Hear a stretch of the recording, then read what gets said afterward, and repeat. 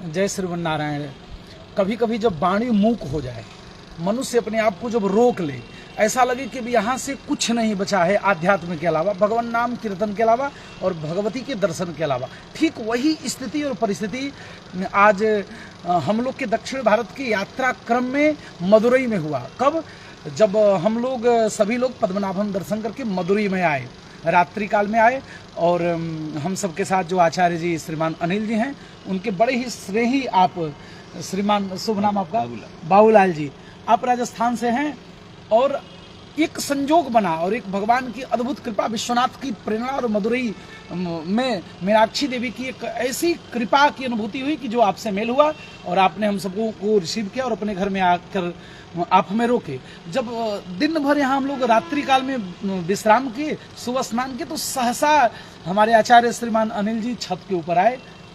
तो उनको भगवती का वह सब गुंबज, वह स्तंभ जो दिखाई दिया, जो एक अद्भुत अकल्पनीय था, जो हम लोग की सोच से परे था। क्योंकि प्रथम बार हम लोग यहाँ पे आए थे, तो यहाँ पे चार जो शिखर दिखा, उसी शिखर को हम लोग देखने के लिए नीचे वाले तल पर आए।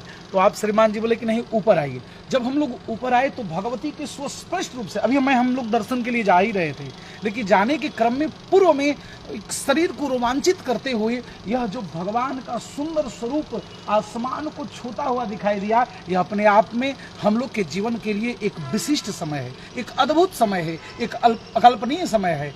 और इस छत के ऊपर से वीडियो बनाने का बस केवल एक ही आश्रय रहा कि आप सभी लोग मदुरई आएं, और 51 शक्तिपीठ में से एक वह शक्तिपीठ जहाँ के दर्शन से पुण्य फल की प्राप्ति होती है।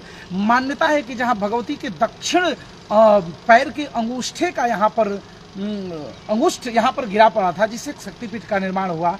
और अभी जब दर्शन करने जाएंगे तो वहाँ की जो अनुभूति होगी उसको हम लोग खुद भी बताएंगे। लेकिन ये जो दर्शन हो रहा है, जो शिखर लाभ हमारे काशी में, वाराणसी में या अन्य तीर्थों में हम लोग कहते हैं कि आप आज भी गर्भगृह के मूर्तियों से अत्यधिक फल प्राप्त कर सकते हैं शिखर लाभ करके।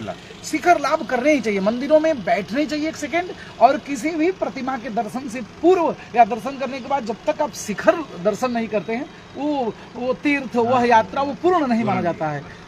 और मैं हृदय से धन्यवाद क्या करूं, मैं खूब भगवान से कृपा करूंगा कि ऐसे आप विराजते रहें। लेकिन आप एक अलग करुणा दिखाए, जिसके फलस्वरूप भगवती के इन स्तंभों को शायद हम लोग मंदिर में जाकर के ऐसा नहीं देख पाएंगे, जहां भगवान शिव का ये बृहद विशाल वाला जो दिख रहा है, शिव के स्थान के रूप में इनका गुम्बज दिख रहा है, और बाकी चार तरफ से 4 गेट दिख रहे हैं, बीच में थोड़े से गोल्डन कलर में भगवती मीनाक्षी दिख रही हैं।